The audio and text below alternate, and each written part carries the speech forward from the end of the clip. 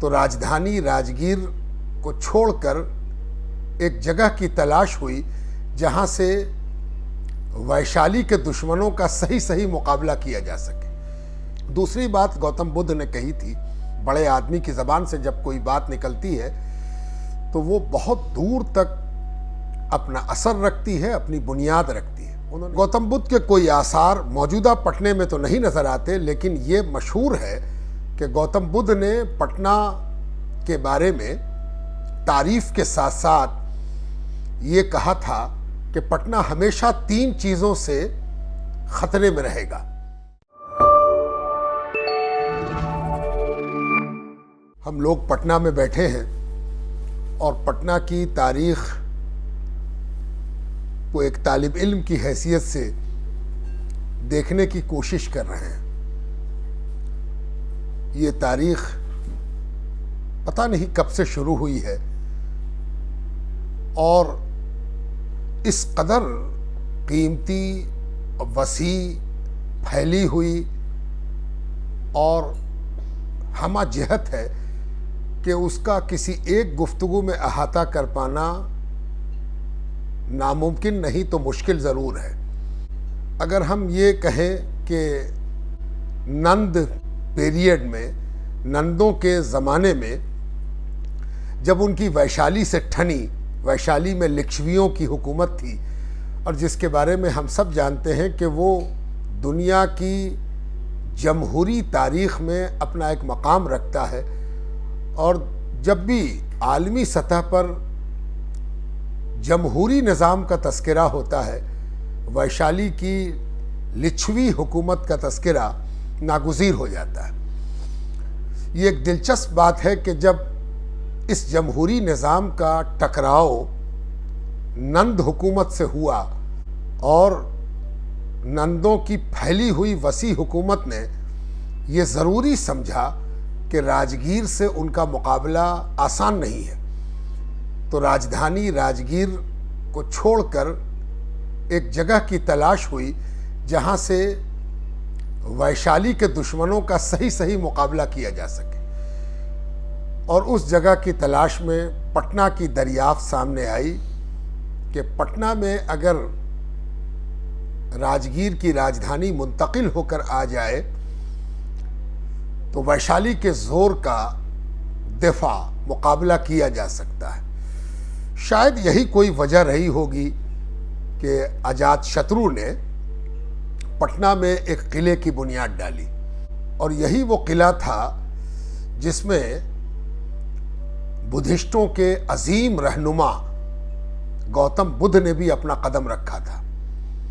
गौतम बुद्ध गया, नालंदा से जब कभी वैशाली की जानिब जाते तो पटना उनकी एक मंजिल या रास्ता होता। गौतम बुद्ध के कोई आसार मौजूदा पटने में तो नहीं नज़र आते, लेकिन ये मशहूर है कि गौतम बुद्ध ने पटना के बारे में तारीफ के साथ साथ ये कहा था कि पटना हमेशा 3 चीज़ों से खतरे में रहेगा। पहली चीज़ पानी होगी, इसलिए कि पटना 3 नदियों के दरमियान बसा हुआ है। इसके उत्तर में अगर गंगा है तो इसके पश्चिम में सोन है और इसके पश्चिम दक्षिण में पुनपुन है। साथ साथ पटने में एक और चीज़ थी कि गंगा के किनारे किनारे बसे हुए इस लंबोतरे शहर के ठीक दक्षिण में एक नशेबी लंबा हिस्सा है जिसे पटने की ज़बान में जल्ला कहा जाता है, यानी पानी से भर जाने वाला गढ़ा। ये जल्ला भी पानी के लेवल के बुलंद होने के साथ साथ जैसे जैसे नदी का लेवल बुलंद होता है वैसे वैसे जल्ले का लेवल बुलंद होता है। तो गौतम बुद्ध ने जो इशारा किया था कि इसको पानी से ख़तरा रहेगा, यानी ये तीनों नदियाँ और जल्ला अगर उबल गया तो पटना बार बार डूबता रहेगा, निकलता रहेगा।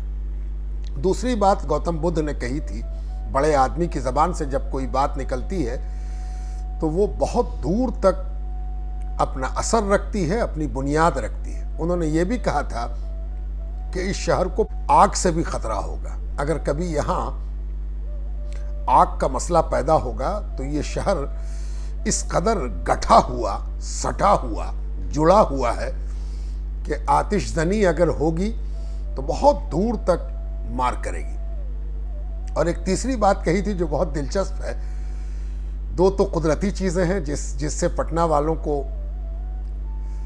बचने के लिए कोशिश करनी चाहिए, लेकिन कुदरती आफात से बचना आसान नहीं होता। लेकिन एक चीज़ गौतम बुद्ध ने कही थी कि ये आपसी कलह से भी खतरे में रहेगा। यानी पटना में जब जब आपस में टेंशन पैदा होगा, झगड़ा पैदा होगा, फसाद पैदा होगा, तो उससे भी पटना को नुकसान पहुंचेगा। और ये बड़ी अच्छी बात है कि पटना आपसी कलह को टालता है, लेकिन जब कभी आपसी कलह पैदा होती है तो इस खूबसूरत शहर को यकीनन आग और पानी से ज़्यादा ख़तरा महसूस होता है। गौतम बुद्ध के बाद इस पटना में जैनियों की भी, और जैनियों की मजहबी यादगारों पर आने से पहले मैं एक बात अर्ज़ कर देना चाहता हूँ कि पटना जहाँ सियासी राजधानी रहा, वहीं ये मजहबी राजधानी भी रहा। किसी एक मजहब की राजधानी नहीं रहा, बल्कि ये तमाम मशहूर मज़ाहिब की अहम तारीख से वाबिस्ता रहा। आपने देखा कि बुद्ध यहाँ के किले में भी आए थे और बुद्ध यहाँ से गुजरते भी थे, और यकीनन यहाँ के लोग बुद्ध से अकीदत रखते थे, तभी उन्होंने इस शहर के बारे में ये पेशगोइयाँ की थी, ये वसीयतें की थी। उसी तरह जैनियों का भी जो उनकी फिक्री तकसीम हुई है, जिसमें श्वेतांबर और दिगंबर जो उनके दो बड़े स्कूल ऑफ थॉट जन्म ले रहे हैं, उनमें श्वेतांबर के जो बानी हुए उनकी भी यादगार इस पटना में मौजूद है।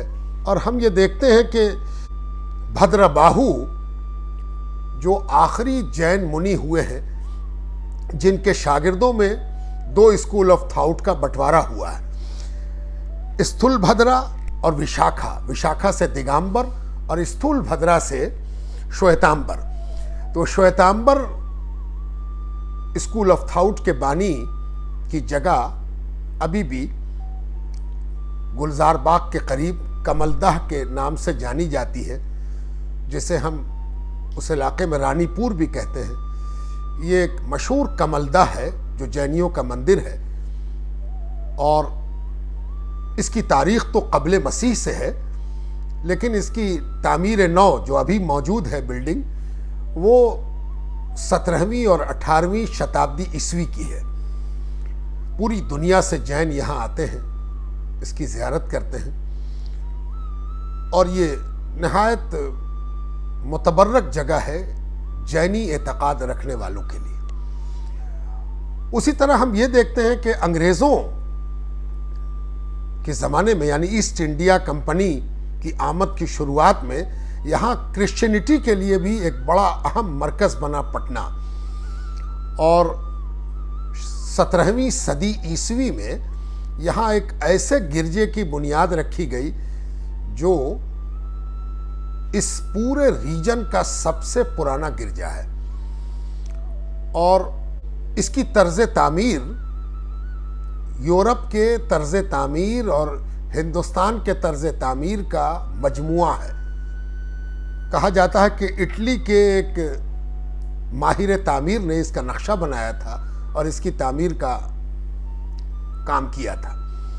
ये गिरजा अभी तक मौजूद है। गो कि इसकी इमारत में बहुत से नुकसानात हो चुके हैं, पूरी इमारत अब महफूज नहीं, लेकिन इसका फ्रंट महफूज है, जिसको देखकर अंदाज़ा होता है कि ये किस कदर पुराना और किस कदर मेहनत से बनाया गया गिरजा है।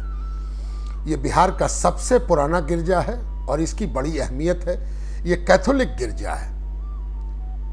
इस गिरजे की एक और अहमियत है कि इसके साथ एक कब्रिस्तान भी जुड़ा हुआ है, और इस कब्रिस्तान में मुख्तलिफ मुल्कों के लोगों की कब्रें पाई जाती हैं। ये एक बहुत दिलचस्प बात है कि इस गिरजे से मुल्हिक जो कब्रिस्तान है, उसको देखने से अंदाज़ा होता है कि कहाँ कहाँ के शहरी इस पटना में लेटे हुए हैं। और इससे ये भी पता चलता है कि 17वीं सदी ईस्वी से लेकर 200-300 सालों तक पटना मुख्तलिफ ममालिके आलम का मरकज़ निगाह बना हुआ था। यहाँ प्रोटेस्टेंट क्रिश्चियंस की भी यादगार मौजूद है। मौजूदा गुलजार बाग अशोक राजपथ से ठीक गंगा किनारे एक प्रोटेस्टेंट गिरजा भी मौजूद है, जिससे ये पता चलता है कि यहाँ क्रिश्चियनिटी के दोनों स्कूल ऑफ थॉट मौजूद थे और जिंदा थे, और उनकी ज़िंदगी की ये दलील दोनों गिरजे हैं। इसके बाद अगर हम मंदिरों की तरफ एक निगाह करें तो मंदिर जो सनातन धर्म के इबादत गाह हैं, इनकी भी पटना में खासी तादाद है। मंदिरें बहुत बड़ी संख्या में पाई जाती हैं और पटना के मंदिरों पर खूब अच्छी तरह काम करने की ज़रूरत भी है। यहाँ के मंदिरों की तारीख़, यहाँ के मंदिरों का तर्ज़ तामीर और हिंदुस्तान में पाए जाने वाले मुख्तलिफ़ किस्म के मनादिर, पटना में उनके कौन कौन नमूने हैं, इस पर और काम करने की ज़रूरत है। यहाँ 2 बड़े मंदिर हैं जो बहुत पुराने कहे जाते हैं और दोनों पटन देवी के हैं। कहने के मुताबिक शायद उन्हीं की वजह से ये जगह पटना कहलाई, गो के दूसरी राय भी है।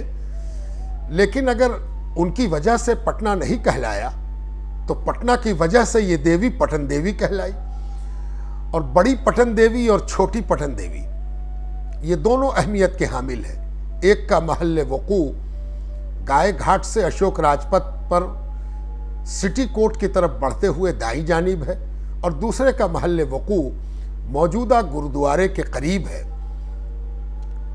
हरमंदिर, तख्त श्री हरमंदिर के करीब छोटी पटन देवी का मंदिर है। ये जो बड़ी पटन देवी है, इसकी अहमियत यह है कि हिंदुस्तान में सनातन धर्म के जो 51 शक्ति पीठ हैं, जिनको बहुत शक्ति का मरकज़, क़ुव्वते दीनी का मरकज़ माना जाता है सनातन धर्म में, वो 51 है और 51 में से एक पटन देवी भी है। इसलिए पटना सनातन धर्म का भी बहुत अहमियत रखने वाला एक रूहानी मरकज़ है। और पटन देवी में सुबह से शाम तक एक मेला सा लगा रहता है। यहाँ के मानने वाले सुबह से शाम तक यहाँ हाजिर होते हैं और यहाँ की ज़ियारत से फैज़याब होते हैं। इस पटन देवी को मुग़लों के अहद में भी बतौर ख़ास औरंगज़ेब के अहद में जायदादें दी गई थी और इससे अंदाज़ा होता है कि पटना की पटन देवी मुग़लों के अहद में भी रिनाउंड भी थी, इम्पॉर्टेंट भी थी और हुकूमत के गलियारों में भी उसकी गूंज सुनाई देती थी। साथ साथ पटना के कई ऐसे मंदिर हैं जो गंगा के घाट से जुड़े हुए हैं और उनकी एक अपनी अलग अहमियत है और उनके फ़न तामीर पर अलग से एक टॉक करने की ज़रूरत है कि इन मंदिरों पर किन किन मशहूर मंदिरों के तर्ज़ तामीर के असरात पाए जाते हैं। कौन सा मंदिर उड़ीसा के मंदिरों से मिलता जुलता है और कौन सा मंदिर साउथ के मंदिरों के रंग पर बना हुआ है, ये बहुत इम्पॉर्टेंट है और इस पर अलग से काम की ज़रूरत है। अब हम अगर मस्जिदों की तरफ देखें तो पटना में मस्जिदों की भी खासी तादाद है। अगर पटना ज़िले को लें तो सबसे पुरानी मस्जिद मनेर में है, जिसके नाम पर एक अलग बहस है कि वो मनियर है या मनेर है। और मनेर में जो सबसे पुरानी मस्जिद मिलती है उसकी तामीर मखदूम जहाँ शेख शरफुद्दीन अहमद यहया मनेरी के सगे भाई शेख जलील या खलील, ये दोनों नाम हैं। कतबे के पढ़ने में किसी ने जलील पढ़ा है, किसी ने खलील पढ़ा है। आमतौर पर लोग जलील पढ़ते हैं, लेकिन फसीहुद्दीन बल्खी जो कतबों के माहिर थे उन्होंने उसको खलील पढ़ा है। दोनों भाई थे मखदूम जहाँ के और उम्मीद की जाती है कि वो शेख खलील ही ज़्यादा सही होगा, वल्लाहु आलम। उनकी मस्जिद 8वीं सदी हिजरी की है और इसके अलावा मनेर में कुछ और मस्जिदें भी हैं जो बहुत पुरानी हैं। इसके बाद अगर हम पटना शहर में आ जाएं तो पटना शहर में जो पुराना शहर है पटना सिटी, इसमें सबसे पुरानी मस्जिद 916 हिजरी की हुसैन शाह बादशाह बंगाला के दौर में बनाई हुई मस्जिद है, जिसे उनके किसी ऑफिसर नाजिर खान ने बनवाया था। ये 916 हिजरी में बनाई गई, यानी लोधी पीरियड की शुरुआत में ये मस्जिद तामीर हुई है। ये पटना शहर की मनेर के बाद सबसे पुरानी मस्जिद है। इस मस्जिद के साथ दो ख़ास बातें हैं। पहली बात इसके तर्ज तामीर से जुड़ी हुई है कि इस मस्जिद में जिन टाइल्स का इस्तेमाल किया गया है वो बिहार में अनोखा है। चीनी मिट्टी से बनी हुई टाइल्स का इस्तेमाल इस मस्जिद के अलावा दूसरी किसी मस्जिद में नहीं पाया जाता। वक्त की रफ्तार से इन टाइल्स की खराबी सामने आ रही है और उसकी वजह दो है। एक तो आर्कियोलॉजिकल सेंस का ना होना, दूसरे उसकी जगह पर नई टाइल्स लगाने की होड़। ये वो वजह है जिसकी वजह से इस कीमती टाइल्स को बचाना मुश्किल लग रहा है। दूसरी वजह यह है कि यहां एक और कतबा भी पाया जाता है जो 1000 कुछ हिजरी का है और उसमें लिखा हुआ है कि ये मस्जिद बेगू हजाम ने बनवाई, जिसकी वजह से यहाँ की आम पब्लिक इसको बेगू हजाम की मस्जिद कहती है। लेकिन ये बेगू हजाम की मस्जिद का कतबा ऐसा लगता है जैसे कहीं और किसी मस्जिद से ज़ाया होने के बाद यहाँ लाकर लगा दिया गया, या ये मुमकिन है कि इस मस्जिद की कभी तामीर सानी हुई हो तो बेगू हजाम नाम के किसी ने तर्ज तामीर को नए सिरे से बनाने की कोशिश की हो। वैसे ये मस्जिद ऐसा नहीं लगता कि दोबारा बनाई गई होगी। ये हुसैन शाह बादशाह के वक्त की ही लगती है और वही तर्ज तामीर अभी तक बाकी है, वल्लाहु आलम। इसके अलावा जो बड़ी मस्जिदें हैं, मदरसा की मस्जिद, पीर दमड़िया की मस्जिद, मुल्ला मीतन की मस्जिद, शेरशाह की मस्जिद, औरंगजेब की मस्जिद, एक पत्थर की मस्जिद भी है जिसे कहा जाता है कि शहजादा परवेज के ज़माने में बनाया गया था और वो मोहल्ला भी पत्थर की मस्जिद कहलाता है, अशोक राजपथ पर है। जब मनेर का जिक्र हो गया तो फुलवारी की संगी मस्जिद भी याद रखनी चाहिए कि फुलवारी में एक मस्जिद है जिसे संगी मस्जिद कहते हैं। ये भी बहुत कदीम है, पत्थर से बनाई गई है और अहद मुगलिया की निहायत काबिल तस्करा मस्जिद है। ये अपने पत्थर से बने होने की बिना पर भी यादगार है और हमेशा दर्स व तदरीस का मरकज़ बने रहने की बुनियाद पर भी यादगार है। इसके अलावा पटने की मस्जिदों में मुल्ला मीतन की मस्जिद के नीचे का तहखाना बहुत अहमियत का हामिल है, अपने फ़न तामीर के लिहाज से भी और अपनी वुसअत और कुशादगी के लिहाज से भी। इसके अलावा रोज़ा की मस्जिद में भी एक छोटा तहखाना पाया जाता है। ये रोज़ा की मस्जिद मच्छरहट्टे और गुरहट्टे के आगे बढ़ने पर, मच्छरहट्टे से आगे बढ़ने पर चौक से पहले है, गंगा के किनारे है और रोज़ा की मस्जिद औरंगज़ेब के दौर में तामीर की गई है और इसके नीचे भी एक छोटा तहखाना है और इसके सहन में दो शुत्तारी सिलसिले के बुज़ुर्गों का मज़ार है, हज़रत शाह ताज और हज़रत शाह मंगन। ये शुत्तारी बुज़ुर्ग हज़रत अबुल फ़तेह हदियतुल्लाह सरमस्त नामवर शुत्तारी बुज़ुर्ग के खलीफा हैं। इनके साथ जुड़ा हुआ एक कब्रिस्तान भी है और इस कब्रिस्तान में कई मुतरबा के मज़ारात भी हैं जो गाने बजाने का भी काम करती थी, उनके मज़ारात भी वहाँ मौजूद हैं। इसके अलावा जिन मसाजिद का जिक्र करना चाहिए उनमें एक ख्वाजा कलां की मस्जिद भी है जो अपने तर्ज तामीर के एतबार से, तर्ज तामीर भी दो तरह की, पूरी इमारत की तर्ज तामीर और सिर्फ गुंबद की तर्ज तामीर। गुंबद की तर्ज तामीर के लिहाज से अगर हम बांटने की कोशिश करें तो ख्वाजा कलां की मस्जिद एक नुमाया हैसियत की हामिल होगी कि उसकी छत पर जो गुंबद बनाए गए हैं उसमें पहल है, जबकि गुंबद में अमूमन पहल नहीं होता, वो दायरे में होता है, जबकि ख्वाजा कलां की मस्जिद में पहल है। कमरखी मस्जिद भी पटना सिटी में है, जिसका गुंबद कमरख की तरह है। वो फल जो कमरख की तरह होता है, जिसमें कई पहलू होते हैं, उस लिहाज से जो गुंबद बनाया गया उसको कमरखी मस्जिद कहते हैं। मस्जिदों से अगर हम आगे बढ़ते हुए इमाम बाड़े की तरफ बढ़ें तो पटना में इमाम बाड़ों की भी अपनी एक तारीख है। दरगाह शारजा का इमाम बाड़ा, शाह बाकर की तकिया का इमाम बाड़ा, और इसके अलावा फिर अहले तशा हजरात के इमाम बाड़े भी काबिल तस्करा है। इमाम बादी और दूसरे गुजरी के नवाबीन के इमाम बाड़े भी काबिल तस्करा है। इन इमाम बाड़ों में इमाम बादी का इमाम बाड़ा करबला की तामीर की याद दिलाता है। जैसे ही आदमी अंदर दाखिल होता है तो उसका जो मरकजी गुंबद है वो करबला की याद ताज़ा कराता है। दोनों तरह के इमाम बाड़े पटना में पाए जाते थे, बल्कि 3 तरह के।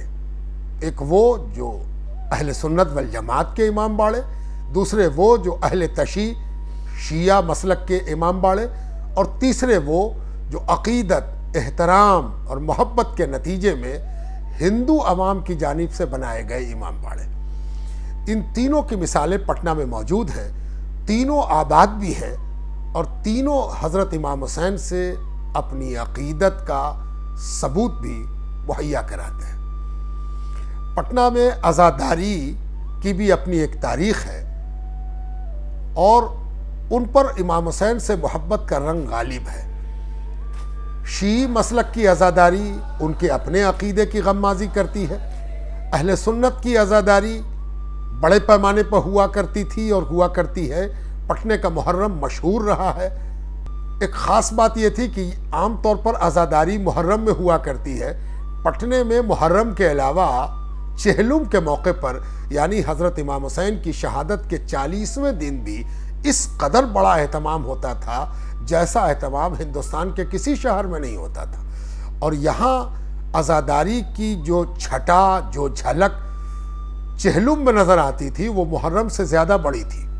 आज अगर हम कहें कि पटना को हम मजहबी रंग से देखने की कोशिश कर रहे हैं तो एक चीज़ और छूट रही है और वो है तख्त श्री हरमंदिर।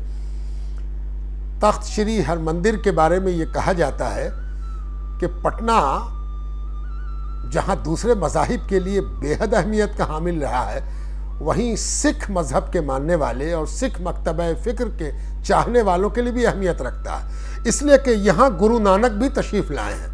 कहा जाता है कि जब गुरु नानक यहाँ आए थे और वो पश्चिम से, यानी जाहिर है कि वो पश्चिम से आए थे, तो पश्चिमी इलाक़ों से पटने के अंदर दाखिल हुए तो उनका क़याम गाय घाट के आसपास एक मकान में हुआ था जहाँ आज गाय घाट का गुरुद्वारा है। फिर वो आगे बढ़े और कल्बे शहर में पहुँचे, डाउनटाउन में पहुँचे, और जहाँ अभी गुरु गोविंद सिंह की जाए पैदाइश होने की बिना पर तख्त श्री हरमंदिर बनाया गया, उसी आसपास कहीं पर गुरु नानक ने भी क़याम किया था। गुरु नानक के अलावा गुरु गोविंद सिंह के वालिद का क़याम भी उस मकान में रहा था जहां आज गुरुद्वारा है। गुरु गोविंद सिंह के वालिद इस मकान में ठहर कर अपनी अहलिया को यहीं छोड़कर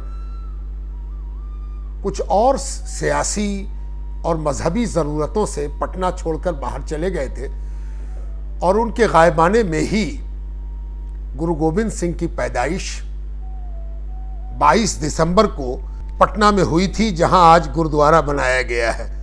1666 ईस्वी में गुरु गोविंद सिंह यहाँ पैदा हुए। 1780 के बाद इस गुरुद्वारे की बुनियाद महाराणा रंजीत सिंह ने रखी थी, जो पहले सिख रूलर हैं, नामवर रूलर हैं। उन्होंने कई गुरुद्वारे बनवाए हैं। तख्त श्री हरमंदिर की बुनियाद भी रंजीत सिंह की रखी हुई है और उन्होंने ही इस इमारत को बनवाया। ये इमारत देखने के लायक भी है, बुलंद भी है, और सिख हज़रात के नज़दीक नहायत मुतबर्रक भी है। पूरी दुनिया में सिखों के अगर 3 बड़े मकाम भी गिने जाएं तो उनमें से एक तख्त श्री हरमंदिर है। तख्त श्री हरमंदिर में बेहद वुसअत हो चुकी है। अब काफ़ी इलाका उसमें घिरा हुआ है और वो 3-4 गुरुद्वारे जो पटना में नामवर हैं, गाय घाट का गुरुद्वारा, तख्त श्री हरमंदिर और दीदारगंज के करीब का गुरुद्वारा, इन सब गुरुद्वारों में तख्त श्री हरमंदिर को मरकजी हैसियत हासिल है। गोल्डन टेम्पल के बाद सिख अगर किसी को अपना किबला समझते हैं तो वो पटना है। आज की इस गुफ्तगू में पटना और दुनिया के बड़े मज़ाहिब से इसके रिश्ते पर अपनी गुफ्तगू को महदूद करने की मैंने कोशिश की। कब्रिस्तानों का भी जिक्र अगर हम करें तो वो भी बहुत अहमियत का हामिल होगा, लेकिन आज सिर्फ एक कब्रिस्तान का जिक्र करके मैं छोड़ देता हूँ, और वो गुरहट्टा के करीब पाया जाने वाला ऐसा कब्रिस्तान है जिसमें अंग्रेज़ जर्नैलों के मज़ारात हैं जो नवाब कासिम अली के ज़रिए मारे गए थे और उस जंग में उनका कत्ल हुआ था, मकतूलीन थे। उनकी कब्रें इस लिहाज से भी अहमियत की हामिल हैं कि उस कब्रिस्तान को देखने से दूसरे कब्रिस्तानों से उसकी इनफरादियत और अनूठापन जाहिर होता है। हर कब्र पर ऊंचे ऊंचे मीनार बने हुए हैं, ऐसे मीनार जो मस्जिद के मीनारों से अलग हैं, उनका एक अलग तर्ज तामीर है। कहा जाता है कि बाद में 50-100 बरस के बाद उसमें कतबे भी लगा दिए गए थे। वो कतबे भी लगे हुए हैं और उन कतबों को देखने से अंदाज़ा होता है कि मीर कासिम ने और उनकी फ़ौज ने अंग्रेज़ों के साथ किस सख्ती का मुजाहरा किया था। ये कब्रिस्तान अपने आप में अनूठा है और उसको देखने की ज़रूरत है। अगर लोग देखें तो अंदाज़ा होगा कि हिंदुस्तान की आज़ादी की लड़ाई में जब जब हिंदुस्तान के लोग, बुनियादी शहरी यहाँ के, अंग्रेज़ों से मुकाबिल में आए थे तो कैसे कैसे कत्लेआम हुए थे, इस पर भी एक नज़र देखा जाना चाहिए। आज की गुफ्तगू में इतना ही, फिर आइंदा कभी हम लोग पटना की दूसरी तारीख़ी अहमियत की तरफ तवज्जो करेंगे।